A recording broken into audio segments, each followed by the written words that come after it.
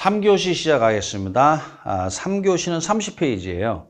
자, 그래서 이제 여기 들어갈 게 뭐냐? 이제 이런 내용인데, 자, 이제 하나하나 찾아봅시다. 5번입니다. 자, 관리란 말 나왔어요. 그 수명이 긴 거죠. 영속성. 장기적 배려. 영속성과 이용의 비가역성. 그럼 기억번호 영속성이 되겠네요. 그렇죠?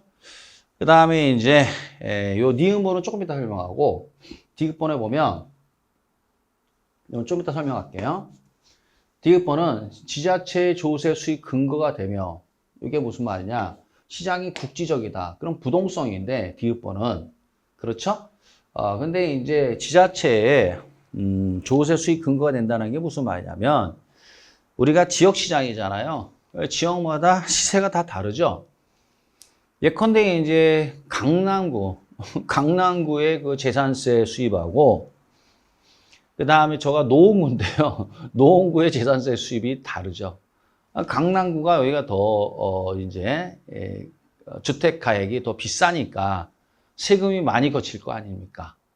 상대적으로 노원구에 비해서는 강남구가 더 조세 수입이 많이 거치죠.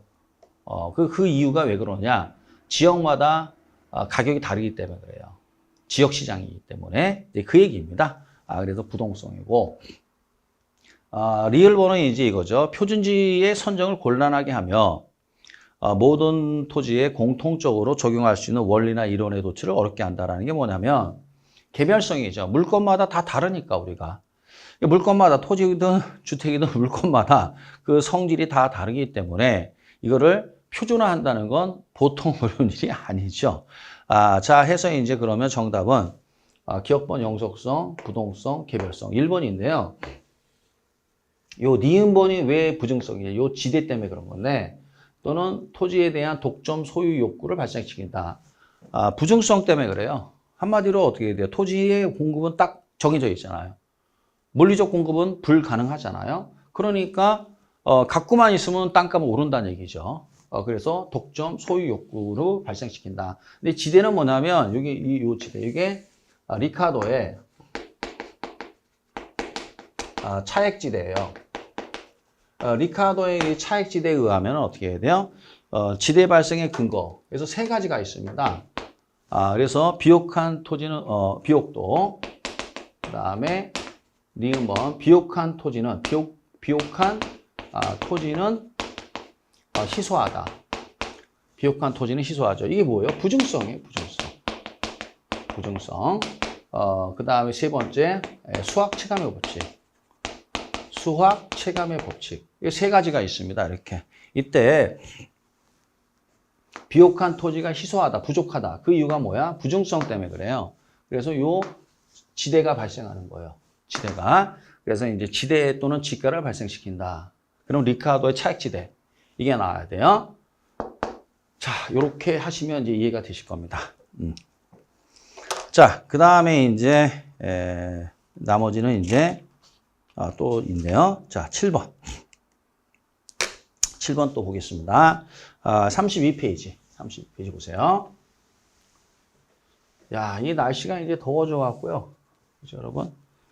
틀린 거. 몇 페이지냐면 32. 자, 이제, 날씨도 덥고 그래가지고, 공부하시는 분들은 아마 체력이 많이 떨어지실 거예요. 처음에는 어떻게, 한번 해보자 이렇게 했는데, 이게 한 달, 두 달, 세 달 지나가면 이게 체력도 떨어지고, 그 다음에 이제 공부는 한 것 같은데, 뭐 점수는 잘 안 나오고, 문제도 잘 안 풀리고, 화도 나고, 자기 자신에 대한 화도 나고, 그 다음에 이제 자기 관리를 잘 하셔야 돼요. 그래서 정해진 시간에, 아무래도 이제 스마트폰은 화면이 작으니까 제일 좋은 게 태블릿 PC겠죠. 태블릿 가지고 이제 보는 게 좋겠죠. 우리 애들도 보면 다 태블릿으로 이렇게 인강을 보더라고요. 그래서 태블릿 가지고 정해진 시간에 꼭 보셔야 되는 겁니다. 알든 모르든. 그래서 꾸준히 따라오셔야 돼요. 그리고 반복하고 여기 딴 거 없습니다. 반복, 연습, 숙달. 그래서 익숙해지는 겁니다. 이 과정을 다 거쳐야 돼요. 모든 게. 이런 과정 없이는 어떻게 해야 돼요? 문제가 잘 안 풀립니다. 그래서 힘내시고 잘 열심히 하시기 바랍니다. 자, 그럼 틀린 거 고르시오. 이렇게 돼 있어요. 자, 부동성 나왔어요. 1번. 지자체의 조세 수익 근거가 되며, 아까 설명했죠. 부동성, 인접성 나온 뭐야? 지역 분석. 맞죠? 자, 2번. 자, 영속성 나왔어요.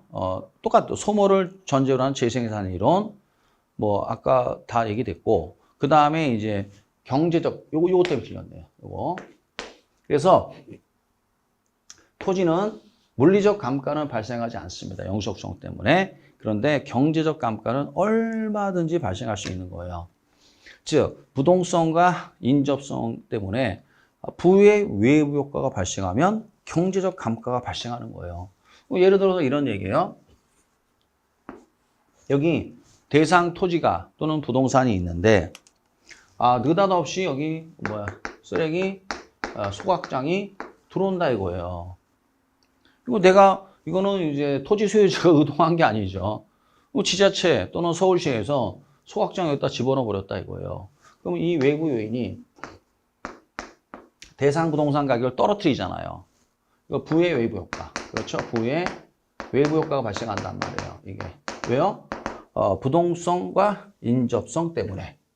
그럼 이걸 무슨 감가? 땅값 떨어지는 걸 경제적 감가라 한단 말이에요. 따라서 경제적 감가는 이렇게 발생합니다. 그러니까 따라서 영속성이 의미하는 건 물리적 감가가 발생하지 않는다는 얘기예요. 자, 그 다음에 3번의 위치 고정성이나 부동성이나 같은 말이고 외부 효과. 자, 4번에 보면 계속 같은 말 나오고 있어요. 부증성. 한마디로 물리적 공급이 불가능하죠. 그래서 입지 경쟁이 일어나는 거고 좋은 땅은 딱 정해져 있으니까. 그 다음에 이건 좋은 땅은 집가가 상승하는 거죠. 그래서 이제 서울에서 가장 선호하는 주거지역이 어디입니까? 강남 아닙니까? 강남.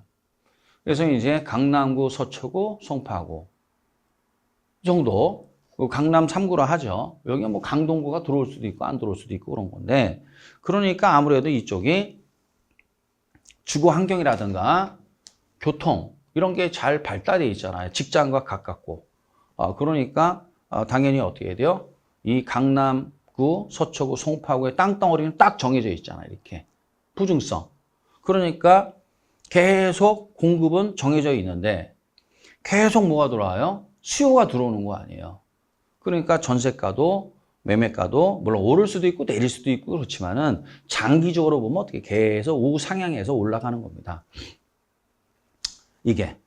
근데 이제 여기 우상에 올라가는데 이게 좀 주춤할 수도 있겠죠. 그렇지만 장기적으로 이렇게 쭉 올라가는 거죠.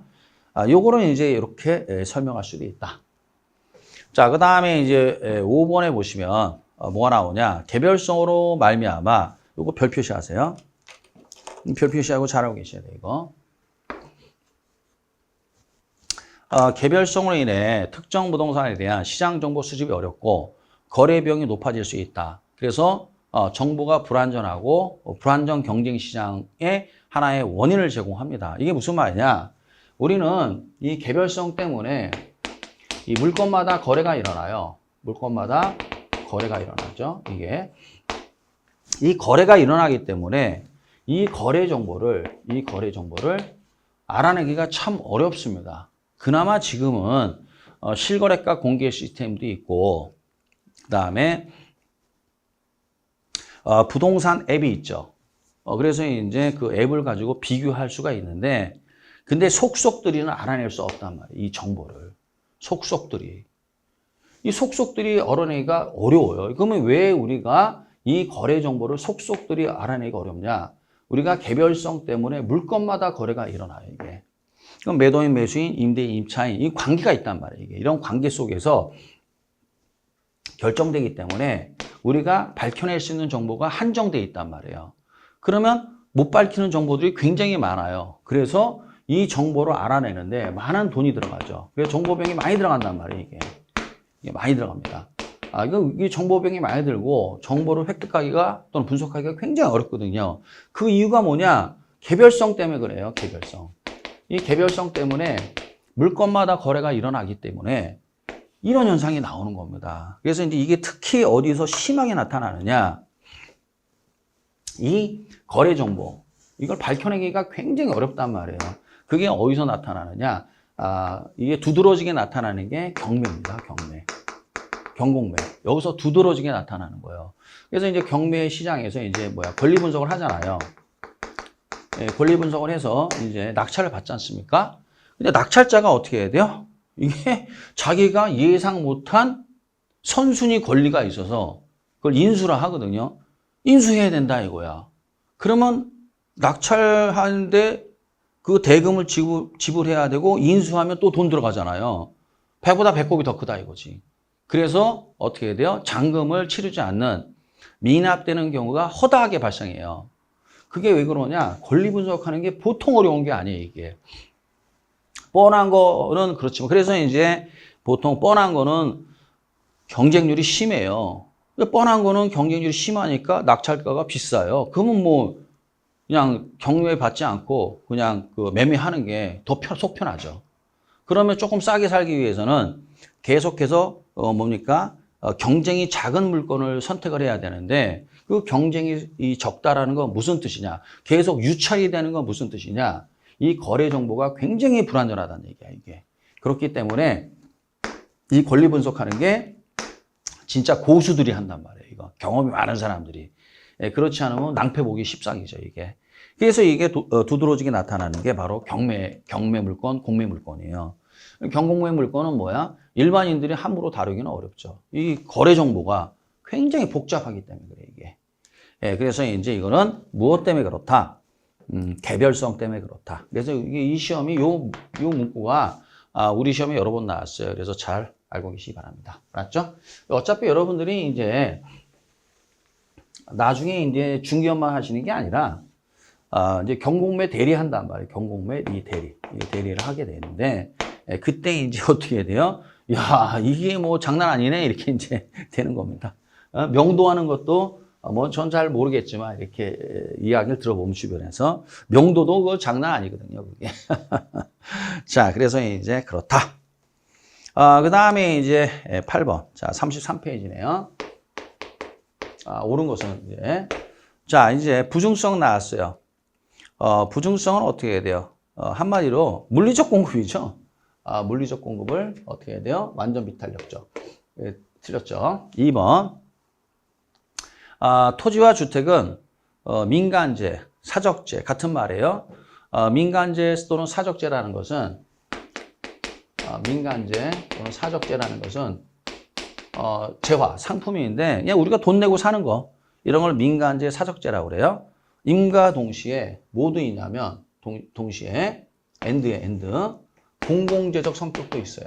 토지와 주택은 공공재적 성격도 있습니다. 상가 얘기하는 게 아니에요. 토지와 주택. 그래서 정부가 강력하게 개입합니다. 주택시장과 토지시장에는 약화시키는 게 아니라 강화죠.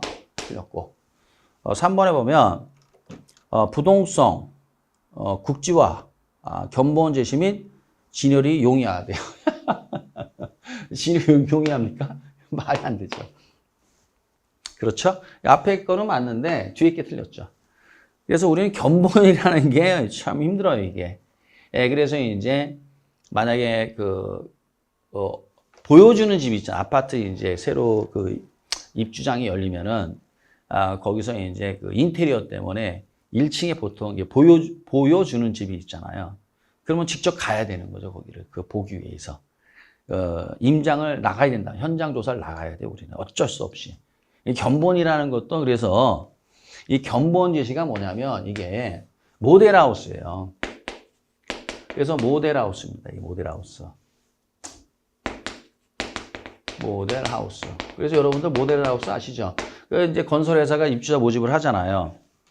그러면 이제 모델하우스에서 이제 막 설명해 주잖아요. 뭐, 발코니를 확장 어떻고, 막, 진이 어떻고, 뭐, 레이아웃이 어떻고, 옵션이 들어가면 해주잖아요. 그럼, 이렇게 되잖아요. 모델하우스 보면.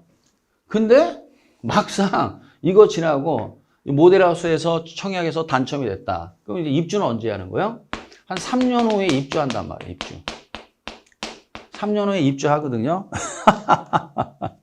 그럼 여기서 이제 문제가 뻥뻥 터지는 거죠. 뭐죠? 부실시공. 부실시공 때문에 문제가 펑펑 터지는 거예요, 이게. 지금 계속 이제 뭐 뉴스에 나오고 있잖아요. 이게 선분양의 폐해예요. 선분양. 이 선분양. 준공되기도 전에 2년, 3년 전에 미리 분양해 버리잖아요. 이 견본을 보고. 10억짜리 아파트를 이걸 보고 결정한다고요. 막상 입주할 때 보니까 뭐야? 하자투성이죠, 하자투성. 이런 문제가 생기잖아요, 이게. 그러니까 원래는 이게 이거 하면 안 되는 거예요, 이게. 후분양을 해야 되는 거지. 그게 원칙이에요. 근데 우리나라는 특이하게 이렇게 하다 보니까, 이게 계속해서 문제가 생기는 거죠. 그래서 따라서 원칙적으로는 견본이 불가능해요, 견본이라는 건. 준공된 거 가서 봐야 되는 거지. 예, 그렇죠? 그래서 이렇게 불가능한 걸, 견본 제시가 불가능한 걸 억지로 만들어 놓은 게 이 모델하우스예요, 이게. 그래서 여기서 맨날 문제 터지는 게 입주할 때 뭐가 터져요? 부실시공. 뻥뻥 터지죠. 그죠, 여러분? 예. 자, 됐고. 그 다음에 이제 4번에 보면 영속성 나오잖아요. 수명이 기니까 임대차. 임대차라는 건 이제 수명이 길어야만이 그게 가능한 거고. 근데 알겠는데, 여기 쭉 가니까 뭐 시장을 국지화하는 부동성이잖아요. 이거는 아니지. 그래서 앞에는 맞는데 뒤에가 틀렸죠. 그러면 이제 뭐, 결국은 뭡니까? 5번이 되겠네요. 그죠? 토지는 이용의 비가역성이 있으므로, 그렇죠? 한번 결정하면 번복하기가 어렵다 이거예요. 한번 결정하죠. 번복한다는 게 쉬운 일이 아닙니다. 아주 쉽게 얘기하면 계약했다 이거예요, 이게. 그럼 나 계약 해지하고 싶다. 그럼 어떻게 해야 돼요? 매도인은 배액을 배상하고 매수인은 그 계약금 포기해야 돼요. 이게. 만약 중도금까지 갔다. 그럼 이건 안 돼요. 그냥 가는 거예요. 그 다음에 이제 경매 시장에서도 여러분 아시겠지만은 만약에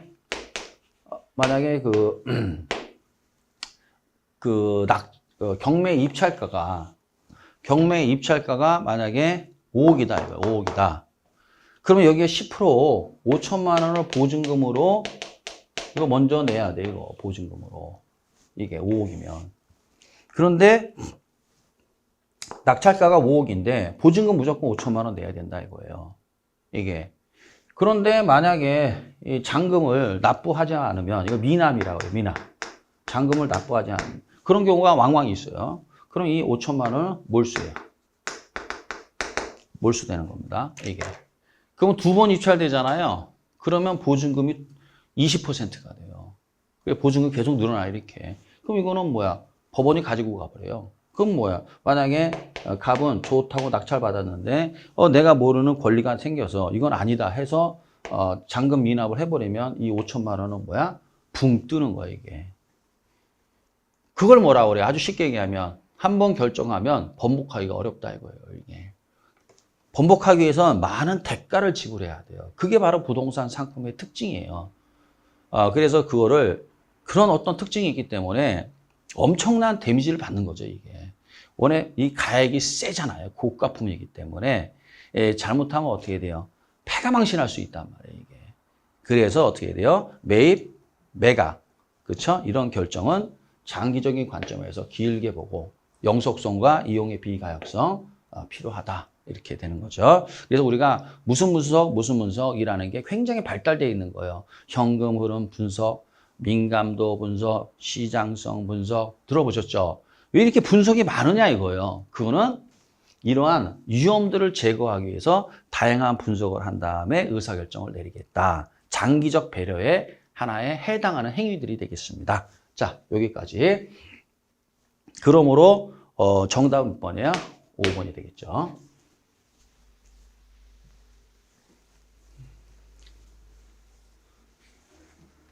자, 그 다음에 여기까지 해서 이제 앞에 총론 부분을 설명했어요. 따라서 부동산학 총론에서 여러분들이 중점적으로 공부를 해야 되는 데가 어디냐? 법률적, 다시 한번 강조합니다. 법률적 개념의 부동산이에요. 요약집 보고 설명할게요. 그럼 요약집에 보면은, 자, 20페이지 한번 보세요. 자, 페이지 20페이지 보면, 뭐가 나오냐? 이 법률적 개념의 부동산이 나와요. 여기 잘래요, 이거. 그 다음에, 자, 24페이지 보시면 요약집입니다. 핵심 요약집. 24페이지 보면 토지의 자연적 특성에서 쭉 나오잖아요. 부동성서부터 인접성까지 나오고, 자, 페이지 27페이지 보시면 토지의 인문적 특성 나오죠. 여기 용도의 다양성, 병합 불안의 가능성. 여기서 아주 잘 낸단 말이에요. 그 다음에 이제 또 토지의 용어. 자, 그래서 어디 보냐면, 자, 15페이지 보면 보세요. 토지의 용어가 나와요. 이게 잘 내요, 이거. 그 다음에 18페이지 보면 주택의 용어가 나와요. 그래서 거기 보시면 뭐라 나왔느냐. 주택법에 보면 주택의 물, 건축법 시행령 제3조의 5, 용도별 건축물의 종류. 이게 나오죠. 이거는 건축법이란 말이에요. 그런데 19페이지 보시면 주택법상 주택의 분류가 나온단 말이에요. 이렇게. 조심하셔야 된단 말이에요, 이거. 그래서 이제 이거 각각 보고. 그래서 이렇게. 자, 그러면 주로 이제 세 문제가 나오는데 여기서 나온다는 얘기예요, 여기서. 주로. 그럼 여기는 어떻게 돼요? 중점적으로 공부하고 나머지는 이런 게 있구나 정도 보고 그냥 지나가시면 됩니다. 자, 이제 됐고요. 자, 그 다음에 이제 어디로 넘어가는 거냐. 이제 강론에서 이 경제론을 하는 건데 이 경제론에서 이제 나오는 게 뭐냐면요. 한마디로 뭐야? 이 수요와 공급이란 말이에요. 자, 36페이지. 그러면 이 36페이지 보시면 이제 거기 수요와 공급 나오는데 이 수요와 공급, 그 다음에 균형의 이동, 탄력성 이렇게 네 부분이 있어요. 여기서 매년 4문제에서 5문제 꼭 냅니다. 계산 문제 한 문제 포함해서. 그럼 계산 문제 나왔다. 정해져 있어요. 균형의 이동과 관련된 계산 문제 아니면 탄력성 계산 문제예요. 둘 중에 하나예요. 그렇게 됩니다. 4문제, 많이 나면 5문제를 내는데 굉장히 힘들어요, 여기를. 그래서 만약에 계산 문제를 차치하고 말 문제로 3문제 중에서 2문제 정도만 맞추시면 돼요. 만약에 4문제가 나온다면 계산 문제 차치하고 한 문제는 좀 어렵게 낼 수도 있고 그렇거든요. 그래서 이런 어떤 전략을 가지고 공부를 하셔야 되는 겁니다. 다시 말하면 만약에 말 문제가 4문제가 나왔다. 그러면 최하 2문제는 맞춰야 된다 그 얘기죠. 최하. 이게 계산 문제 빼고 그런 전략으로 공부를 하시면 되겠습니다. 자, 그러면 이제 보겠습니다. 그래서 이제 이 대표 문제네요. 몇 페이지야? 36페이지입니다. 자, 그럼 수요인데 이제 수요가 나왔어요. 자, 옳은 것을 고르시 이렇게 돼 있어요. 이제 수요곡선 나왔습니다. 단위당 임대료와 가격과 수요량과의 관계를 그래프로 나타낸 거죠. 그래서 수요곡선은 어떻게 돼요? 우하향하죠, 이게. 그래서 그걸 하면 자, 원점이고 세로축은 뭐죠? 가격. 가로축은 뭐죠? 수요량. 수요곡선은 뭐야? 우하향한다. 그래서 가격과 임대료와 수요량과의 관계를 그래프로 표현한 거다. 이게 수요곡선 아니에요? 그 다음에 이제 2번에 보면 그 해당제와의 가격과 해당제와의 수요량은 뭐야? 마이너스 함수죠. 이게 수요 법칙이잖아요. 그래서 비례관계가 아니라 반비례죠. 그래서 그거를 그래프로 표현하면 우하향 요거잖아요. 그래서 정답은 뭐야? 1번이 맞고 2번이 그래 틀렸죠. 옳은 거니까 정답은 1번이 되겠네요. 자, 그 다음에 3번에 보면 여기 소득효과하고 근데 대체효과가 나오는데 뭐 별것도 없어요. 겁먹을 것도 없고 그냥 편안하게 이렇게 보시면 돼요. 자, 설명해 드릴게요. 자, 임대료가 상승했대요. 그러면 다른 조건 일정할 때 임대료가 상승하면 다시 말하면 물가가 상승하면 이렇게 생각하시면 돼요. 물가가 상승하면 지금 물가 많이 올랐잖아요. 월급은 일정한데 물가는 겁나 올랐잖아요. 죽을 맛이죠, 지금 진짜. 그러니까 따라 그 얘기 똑같은 거예요. 주택 임대료가 상승하면, 물가가 상승하면 소득은 일정한데, 그렇죠? 그러면 소득 효과에 의해서, 소득은 일정한데, 소득 효과에 의해서, 이게 무슨 말이냐면은, 실질 소득, 우리가 쓸 수 있는 소득이 줄어들었단 말이에요. 이게 가처분 소득, 처분 가능한 소득, 가처분 소득 또는 실질 소득이 줄어들었단 말이에요. 왜요? 물가가 올랐으니까. 임대료가 상승했으니까. 그러면 소득 효과에 의해서 소득이 줄어들어서 다른 재화의 소비량은 증가한다, 감소한다? 감소하죠, 이게. 그렇죠. 그래서 물가가 오르면 소득은 일정한 상태에서 물가가 오르잖아요, 지금처럼. 소비를 못 해요. 지금처럼. 소비를 못 하니까 지금 자영업하는 분들이 뭐야? 아우성 치는 거예요, 이게. 그래서 그런 겁니다. 네. 이렇게 편안하게 생각하시면 돼요. 물가가 올랐는데 뭔지 모르지만 다른 재화의 소비를 늘리겠어요? 줄이겠지? 그러니까 학원도 안 보내고 애들 이제 5월 달인데 그 뭡니까? 어린이날도 되고 그러니까 애들 데리고 야외도 나가고 그러는데 겁나는 거죠. 돈이 없어갖고. 그렇잖아요? 증가하겠어요? 다른 재화의 소비가 줄어들지? 자, 그 다음에 이제 4번. 해당 재화 가격 이외의 요인이 변했대요. 그러면 이외의 요인이 변하면 이때는 이제 점의 이동이 아니라 선의 이동이에요. 점의 이동이 아니라 뭐야? 선의 이동. 그럼 선의 이동은 수요량의 변화예요? 수요의 변화예요? 수요의 변화죠. 이렇게. 자, 그 다음에 자, 다른 조건이 일정할 경우 가격이 상승했대요. 해당 재화의 가격이 변했네요. 그럼 선의 이동이에요? 점의 이동이에요? 점의 이동이죠. 선의 이동이 아니라 점의 이동. 즉 수요량의 변화죠. 그래서 이게 이렇게 한꺼번에 같이 이렇게 나와요. 그래서 수요량의 변화, 수요의 변화. 뭐 이렇게 잘 구별을 하셔야 됩니다. 자, 됐고요.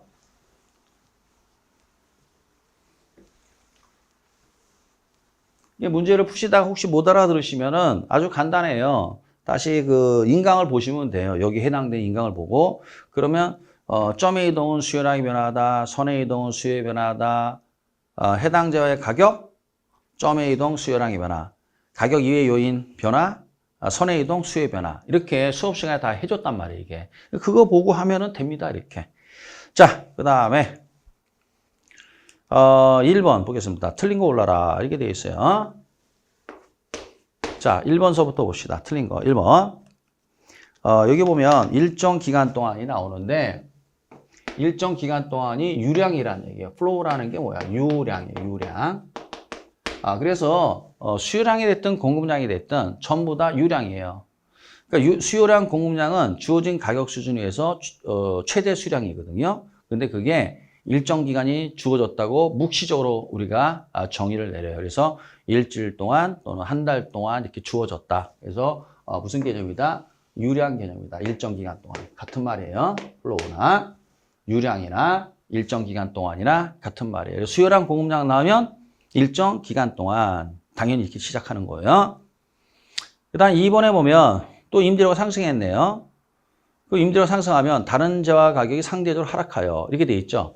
여기서 다른 재화라는 게 뭐냐면 대체재 얘기하는 거예요.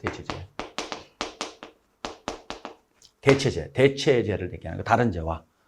그러면 다른 재화 가격이 상대적으로 하락하여 임대 수요량이 감소하는 것은 이렇게 돼 있죠. 이게 무슨 말이냐? 이 뜻이에요. 예를 들어서 아파트와 빌라가 대체재를 합시다. 그러면 대체재가 되면 서로 이거 이제 이렇게 하셔야 돼요. 수요자 입장에서 아파트를 소비하든 빌라를 소비하든 만족은 같다. 이렇게 가정해야 돼요. 그럼 얘도 1,000원이고 그럼 이건 이렇게 되죠. 얘도 1,000원이고 얘도 1,000원이 되는 거예요. 그렇죠? 그런데 여기서 뭐라고 되어 있어요? 주택의 임대료가 상승하며 이렇게 되어 있죠. 얘가 오르면 그렇죠? 그럼 얘가 한 1,500원 올랐다 이거예요. 근데 얘는 그대로 1,000원이야. 그러면 여기 있던 아파트 수요량들이 어떻게 해야 돼요? 아니 아파트를 소비하든 빌라를 소비하든 마찬가지인데 얘는 1,500원이 얘는 1,000원이잖아. 일로 이동하는 거야 이렇게. 이거 올라가고 이건 줄어드는 거야 이렇게. 이런 현상이 나온단 말이에요. 이게 수업 시간에 여러 번 해줬잖아요. 대체재 가격 상승했죠.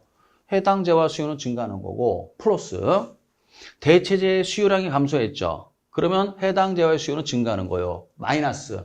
따라서 대체재 가격은 플러스 대체재 수요량은 뭐야? 마이너스. 이거 중요하다고 그랬잖아요.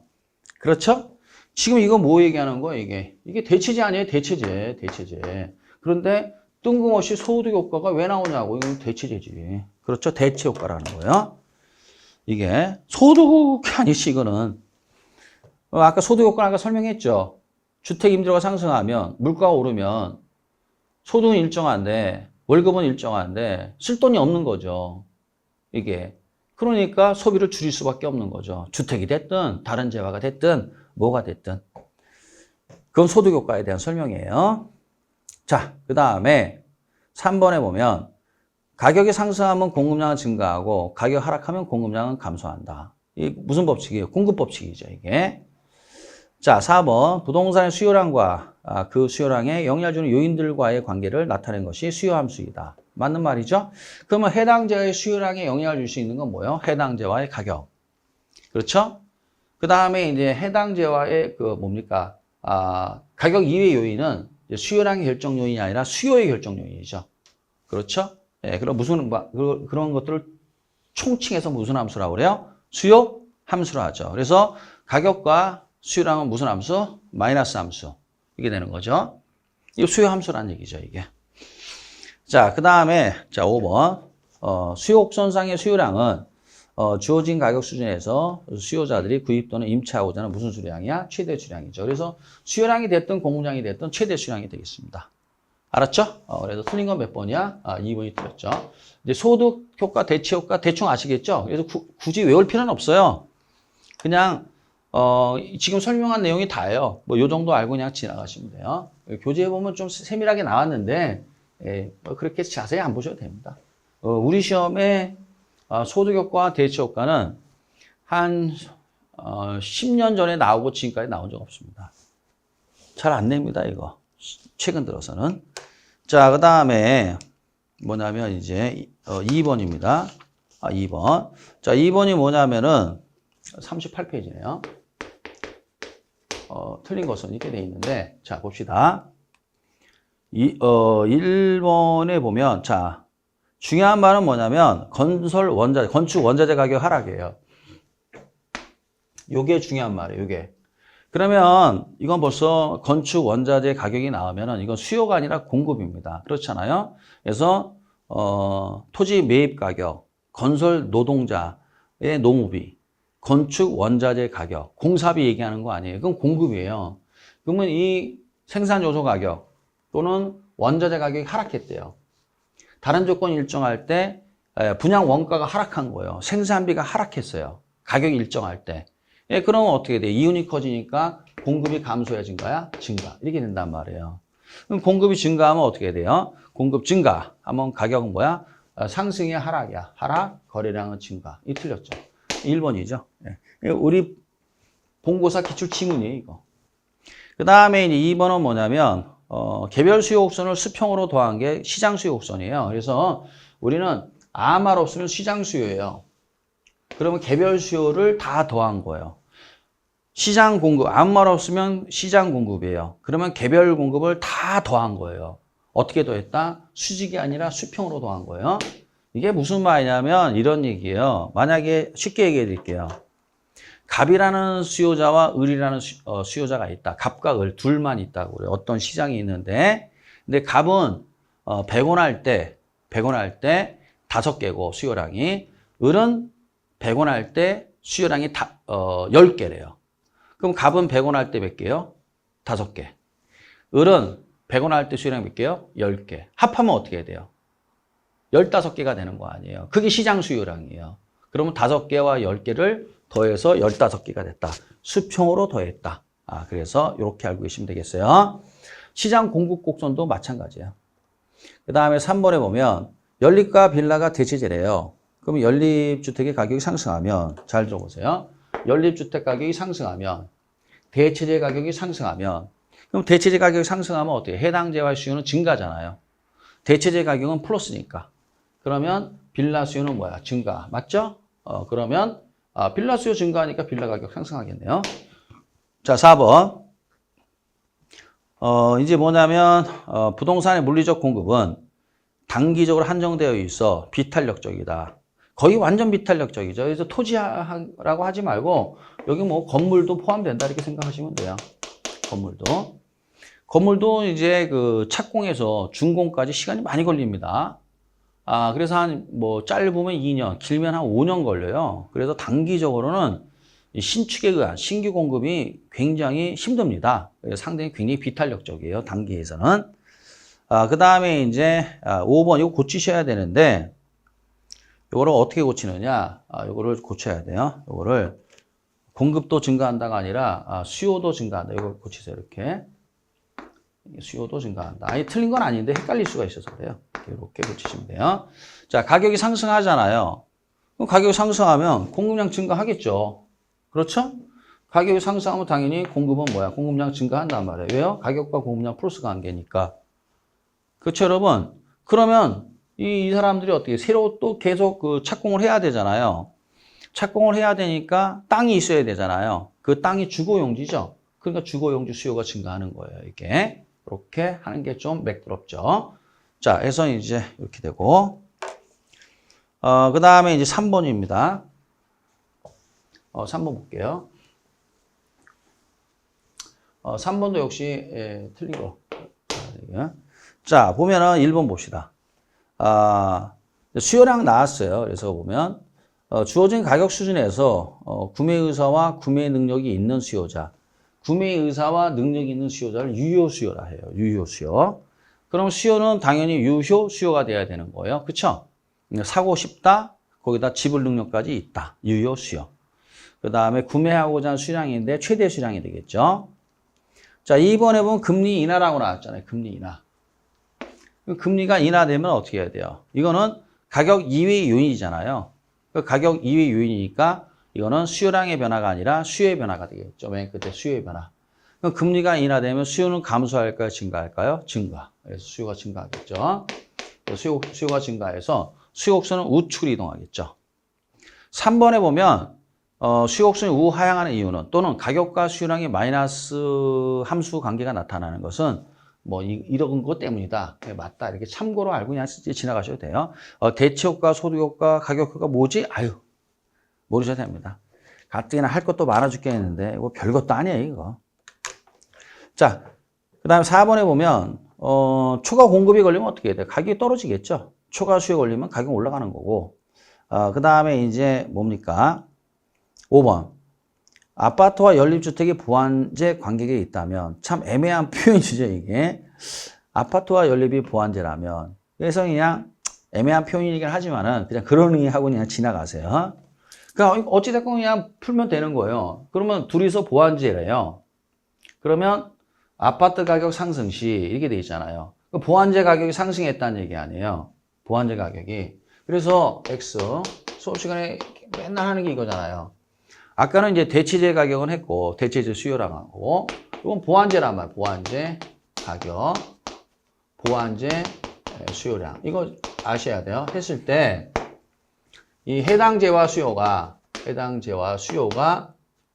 어떻게 변하느냐 이걸 알아야 돼요. 그래서 보완제 가격이 나오면 마이너스라고 했잖아요. 그래서 마, 가, 보 이렇게 외워놨죠. 그래서 마가보 보완제 가격 나오면 마이너스 함수예요. 그래서 지금 뭐 아파트 가격이 상승했다는 건 보완제 가격이 상승했다는 얘기예요. 그럼 해당재와 수요는 증가의 감소야? 감소 이렇게 된단 말이에요. 그래서 시 연립주택 해당재와 수요는 우측이야 좌측이야? 좌측. 그래서 이게 틀린 거예요. 자, 여기 아파트고 얘가 연립이란 말이에요. 얘 연립. 써드릴까요? 여기가 아파트고 여기 연립이란 말이에요. 연립. 이거 얘기하는 거예요. 이렇게. 알았습니까? 그래서 여러분 이렇게 외우셔야 돼요. 뭐라고요? 마가보. 그래서 마이너스 가보. 보완제 가격 나오면 마이너스. 이런 관계가 나온다는 얘기고 만약에 이제 보완제 수요량이 나오면 반대니까 플러스가 나와야 돼요. 반대니까 플러스. 그래서 보완제 수요량이 나오면 플러스예요. 알겠습니까? 여러분, 그래서 이제 요건 플러스고 요거는 뭐야? 마이너스다. 이렇게 잘 알고 계세요. 수업 시간에 여러 번 해줬습니다. 이렇게 정리하면 돼요. 그래서 5번이 그래서 틀렸다. 자, 그 다음에 어디 보느냐? 4번은 여러분이 그냥 풀어보시고요. 쉬우니까. 그 다음에 이제 5번인데 5번이 이제 뭐냐? 이 유량과 저량이란 말이에요. 그럼 유량이라는 게 뭐냐? 유량이라는 건 일정 기간 동안에 측정되는 그 변수들을 우리가 유량이라 한다. 일정 기간 동안에 측정되는 변수들. 그러니까 기간이 주어져야 돼. 기간이 없으면 의미가 없다는 얘기죠. 그리고 저량이라는 건 뭐냐면 시점이 주어져야 돼. 날짜가 중요한 거야. 날짜. 날짜가 중요한 게 절량이고 기간이 중요한 게 유량이에요. 만약에 이것만 알고 계시면 돼요. 그럼 기간이 일정 기간 동안, 날짜는 뭐야? 일정 시점에 이렇게. 근데 이제 유량만 고르래요. 유량은 일정 기간, 뭡니까? 기간이 주어져야 된단 말이죠. 여기 보면 조심하셔야 되는데, 이 함정이죠, 이게. 인구만 나오면은 이건 절량이에요. 왜냐? 만약에 이제 서울시의 인구가 매일매일 바뀌잖아요. 그러니까 날짜가 주어져야죠. 매일매일 바뀌는데. 근데 변동분이라고 나왔다. 무슨 분? 변동분. 그러면 변동분이라는 건 뭐냐면, 여기 이제 기간이 들어와요. 변동분은. 예를 들어서 2023년의 인구하고 2024년도 서울의 인구의 그 변동분이 있잖아요. 그럼 변동분은 뭐야? 23년과 24년, 1년 동안이잖아요. 요 변동분은 유량이 되는 거예요. 근데 요거 없이 인구만 나오면 요거는 뭐야? 절량이에요. 그 다음에 순영업소득은 뭐야? 1년 동안. 쭉 가고, 여기 보시면 아파트 신규 공급량은 아까 그랬죠. 신규 공급량. 수요량은 아무 말 없어도 유량이라고 그랬잖아요. 그쵸? 그 다음에 이제 요 세 개가 됐네요. 세 개가. 나머지는 이제 전부 다 뭐야? 요게 절량이란 말이에요. 왜 절량이냐? 해드릴게요, 여러분. 왜 절량이냐? 너무 당연한 거예요. 여러분, 재고는 매일매일 바뀌어요. 그냥 아예 외울 필요 없어요. 그냥 편안하게 들으시면 돼요. 재고는 매일매일 바뀌어요. 그래서 날짜가 중요해요. 그래서 절량. 여기 통화량 나왔죠? 통화량이라는 게 뭐냐면, 시중에 풀려있는 현금. 시장에 풀려있는 현금을 통화량이라고 그래요.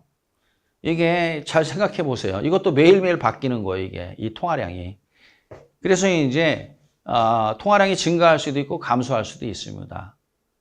그래서 조금 어려울 수도 있겠는데, 우리가 코로나 때는 어때요? 금리도 낮았고, 정부가 계속 우리에게 그 지원금을 줬잖아요. 그래서 시중에 돈이 엄청 풀렸단 말이에요. 통화량. 그 돈이 어디로 가느냐? 부동산하고 주식으로 간 거예요, 이게. 그래갖고 여기가 다 폭등한 겁니다, 이게. 그렇지만 지금 금리가 많이 올랐죠? 그러니까, 시중에 있는 돈들이 다 어디로 갔어요? 은행으로 들어가거나 부동산이나 주식이 묶여 있죠. 그래서 시중에 돌아다니는 돈이 뭐야? 줄어들었어요, 이게. 시중에 돈이 안 돈다 이거야. 그래서 이 통화량이 변한단 말이에요, 이게. 매일매일. 그러니까 절량. 순종 좀 따고, 외환보유고도 마찬가지예요. 외환보유고. 우리나라 외환보유고가 어떻게 해야 돼요? 매일매일 바뀌어요, 이게. 매일매일. 그래서 이제 외환보유고나 재고나 같은 말이다. 이렇게 알고 계시면 돼요. 자, 그 다음에 이제 우리가 이걸 재무제표, 라 하는데, 이거 재무제표에서, 뭐냐면, 이 자산 이퀄, 부채 더하기 자본이란 말이에요. 요거 이 자본, 일을 하는데, 이 자본은 뭐야? 순자산이라고도 해요, 순자산. 그래서 이게 좀 짜증이 나는 얘기가 뭐냐면은, 우리는 같은 말이 많아요, 동의어가. 이걸 잘 아셔야 돼요. 순자산이나 뭐 자본이나 자기자본이나 같은 말이에요. 이게 다 같은 말이에요. 자본, 순자산, 자기자본, 지분. 화가 나죠? 그거를 악용하는 게 출제자예요. 그래서 나중에는 이게 다 동의어구나 이렇게 알고 계셔야 돼요. 자, 그러면 이게 이제 우리가 이거를 재무상태표라는 표현을 씁니다. 회계학에서 모르셔도 됩니다. 개인이 됐든 이게 기업이 됐든 어떤 국가가 됐든 이 재무상태표가 있단 말이에요. 근데 이건 매일매일 바뀌어요. 부채가 늘어날 수도 있고 줄 수도 있고, 그 다음에 그러면 이제 소득이 자본금이 늘어날 수도 있고 줄어들 수도 있고, 그러니까 자산이 늘어날 수도 있고 줄어들 수도 있는 거예요. 이게 무슨 말 알겠습니까? 이렇게 되는 겁니다. 이게 끊임없이 움직여요, 이게. 그러니까 내가 갖고 있는 주식이 주가가 올랐대요. 예? 주가가 올랐대요. 주가가 오르면 어떻게 해? 커져요, 이게. 주가가 떨어지면 떨어지고, 이게. 이거 다 변하는 거예요, 이게. 예, 그 다음에 이제 또 뭡니까? 내가 보유한 부동산 가격이 올랐대요. 자산이거든요. 커지고. 집값 떨어졌대요? 줄어든단 말이에요, 이게. 알겠습니까? 이 끊임없이 변한다고, 이게. 예, 그렇기 때문에 이건 뭐가 중요하다?